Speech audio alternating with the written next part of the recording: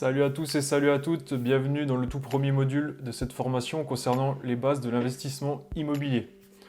Donc dans cette série de vidéos, on reprend tout à partir de zéro et on va voir en détail chaque étape de ton futur investissement locatif. Si tu ne me connais pas encore, moi c'est Florent, j'investis dans l'immobilier depuis 2 ans maintenant et je profite que ma mémoire soit encore fraîche pour te transmettre toutes les infos que j'aurais aimé avoir quand j'ai débuté. Alors malgré les conseils que je vais te donner ici, je te conseille de te renseigner individuellement.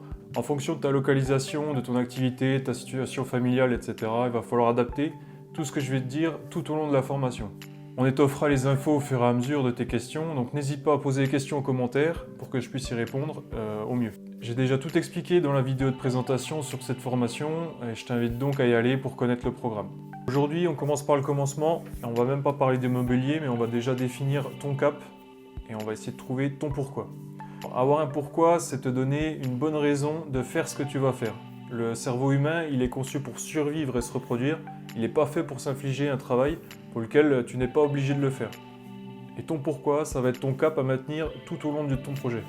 Ça peut être pour augmenter tes revenus, pour augmenter ton patrimoine, quitter ton job, ou prouver à toi ou à quelqu'un, ça marche aussi, que tu peux le faire. Une fois qu'on a défini la cible, il va falloir lui donner plus de précision avec un objectif clair et bien défini. On va définir un objectif SMART. Si tu t'y connais un peu en gestion de projet, en management d'équipe, tu as déjà dû entendre parler. SMART, ça correspond à un objectif qui est spécifique, mesurable, atteignable, réaliste et qui est bloqué dans le temps. Si tu as un objectif défini par ces 5 critères-là et que tu t'y tiens, tu vas avancer bien plus vite qu'en avançant sans trop savoir où tu veux vraiment aller avec chaque action mise en place. Donc l'exemple d'un objectif SMART, ça peut être je veux me créer une rente de 1 500 € par mois en achetant un immeuble, une colocation et un Airbnb d'ici fin 2020. Avec un objectif comme ça, tu sais sur quoi tu dois te concentrer en priorité. Donc petite anecdote personnelle, j'ai passé 1 an à regarder le bon coin entre les appartements, les immeubles, je savais jamais quoi y sélectionner, quoi visiter, quelle stratégie dérouler. Et une fois que j'ai défini mon objectif SMART, j'ai acheté 2 appartements, la colocation et la LCD, 3 mois plus tard. Donc c'est vraiment important pour garder le cap au fur et à mesure. Donc maintenant qu'on a notre objectif bien défini, je vais maintenant te présenter les différentes stratégies qui s'offrent à toi. Ce sont les différentes stratégies d'exploitation d'un bien immobilier. Donc ce sont les stratégies de base que tu peux ensuite moduler et mélanger comme tu le souhaites. Par exemple, pourquoi ne pas louer un garage en courte durée pour les voyageurs de quelques jours? C'est une idée comme ça qui me passe par la tête. Mais pourquoi pas? Donc on va voir en détail ces différentes stratégies. Certaines sont plus rentables que d'autres, mais souvent, comme le temps c'est de l'argent, il va falloir que tu mettes plus ou moins la main à la pâte. Donc on commence par le plus simple, entre guillemets, ça sera notre cas de référence. C'est le cas de la location nue. Donc comme son nom l'indique, ça consiste à acheter un bien immobilier et le louer sans les meubles. Elle s'applique souvent aux gros biens, les maisons T3, T4, T5. Elle limite le turnover, donc le renouvellement des locataires. Comme le locataire a porté ses propres meubles, il se sent vraiment chez lui et il est moins motivé à déménager. Donc tu auras aussi compris que ça t'évite de meubler toi-même l'appartement et donc de devoir entretenir et d'assumer l'usure des meubles. Comme son nom l'indique toujours, la location meublée, c'est une location nue dans laquelle tu intègres des meubles. Donc ça s'adapte mieux aux petites surfaces, les studios, les T2, pour viser des étudiants ou des jeunes dynamiques. Alors attention, je ne dis pas qu'il est impossible de meubler des appartements plus gros ou de louer un studio vide. C'est juste mon opinion. Bien ensuite les parkings ou les garages. Donc ici le montant de l'investissement il est bien plus faible que pour l'achat d'un bien à usage d'habitation, mais le montant des loyers il est pas fou non plus. Mais tu peux quand même dénicher des bonnes rentabilités. Et là on peut dire que la passivité et la gestion, de la gestion elle est proche de 100%. L'entretien il est ridiculement faible et souvent il n'y a aucune arrivée d'électricité ni d'eau, donc on n'a aucune démarche supplémentaire à faire. Donc c'est très simple et c'est un des plus simples pour commencer. Troisième stratégie, la colocation. Donc pour la colocation, il y a encore 2 sous-stratégies. Soit tu fais un bail commun, ce qui revient à louer l'appartement comme un meublé classique, et ensuite chacun des locataires fait sa vie. Pour signer un bail comme ça, souvent les locataires ils se connaissent, ce qui rend le turnover un peu plus prévisible et moins occurrent. Location en bail individuel, là le locataire ne loue que sa chambre et la partie commune, si elle existe. Il y a des colocations qui sont sans partie commune. Chaque locataire signera un bail différent et partira quand il voudra, sans se soucier de l'autre occupant.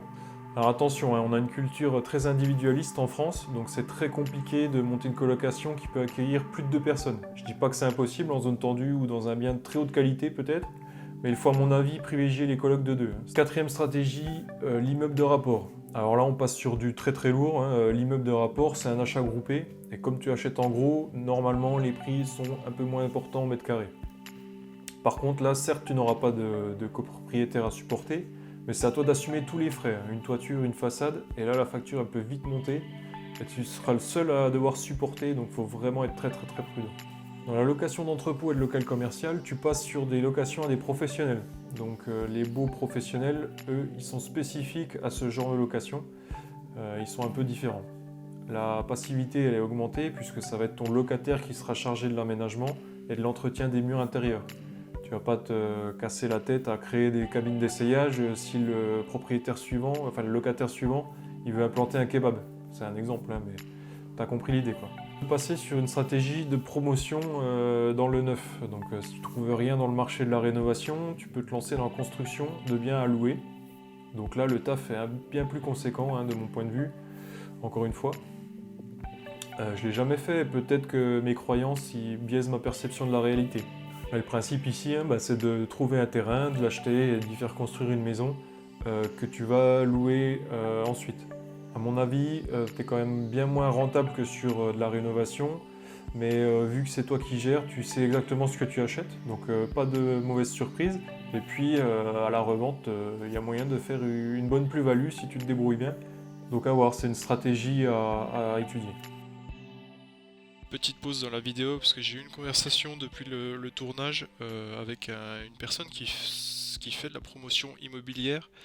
Et donc c'est ce que je pensais. En termes de renta, c'est pas terrible, mais en tout cas, la plus-value est hyper importante.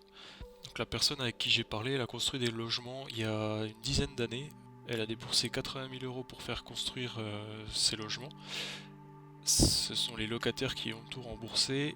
Et la valeur aujourd'hui à la revente, elle est de plus de 200 000 euros. Donc la plus-value est énorme et c'est vraiment un marché qui peut être porteur pour celui qui veut se lancer. Donc je retire ce que j'ai dit, c'est vraiment à étudier.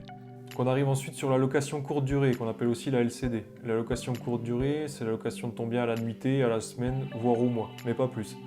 Airbnb et Booking.com sont les plateformes de location les plus connues. Ici, par contre, il y a un maximum de taf si tu veux un maximum de rentabilité. Si tu es prêt à faire les ménages entre chaque locataire, donc faire les draps, passer la serpillière, tout ça, tu peux te retrouver avec une très très belle rentabilité. Tu peux également déléguer ton entretien, l'accueil des visiteurs et la restitution des clés.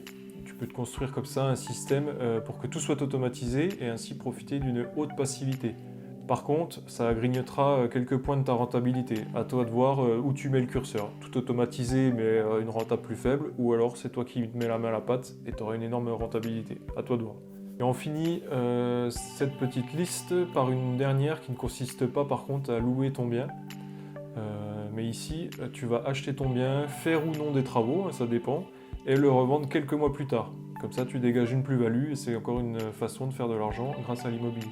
Donc cette stratégie elle est très intéressante pour dégager de la trésorerie très rapidement. Par contre attention, les impôts ils n'aiment pas trop ça, donc si tu fais trop souvent en nom propre, tu risques d'être requalifié en marchand de biens et là ta plus-value elle va être fortement impactée. Donc voilà les différentes stratégies de base que tu peux ensuite mixer comme toi tu le souhaites. C'est à toi de voir et tu pourras comme ça t'adapter à ton marché, à ta situation, ce que tu as envie de faire et ce qui te plaît. Donc là, tu as vraiment toutes les bases et tu n'as plus qu'à faire comme toi tu le sens. J'espère que ça t'a plu et que tu as appris quelques trucs. Donc on reprend vraiment les bases, hein, c'est ce que j'avais annoncé. C'est vraiment pour celui qui n'y connaît absolument rien. Au moins il arrive ici et il a toutes les bases en possession sans avoir à chercher partout sur internet et c'est le principe de cette formation. J'espère que ça t'a plu, si c'est le cas n'hésite pas à liker cette vidéo, ça me permettra de toucher le plus de monde possible. N'hésite pas à commenter s'il te reste des questions sans réponse et puis abonne-toi si tu veux voir la suite pour continuer le chemin vers ton premier investissement immobilier. Si tu le souhaites, tu peux également me suivre sur Instagram, je partage des conseils au fur et à mesure de l'avancement de mes projets. Donc ça peut t'aider, te donner des petits conseils un peu plus précis que cette formation de base. Donc n'hésite pas à aller t'abonner. Et puis je te dis à la prochaine et porte-toi bien. Ciao!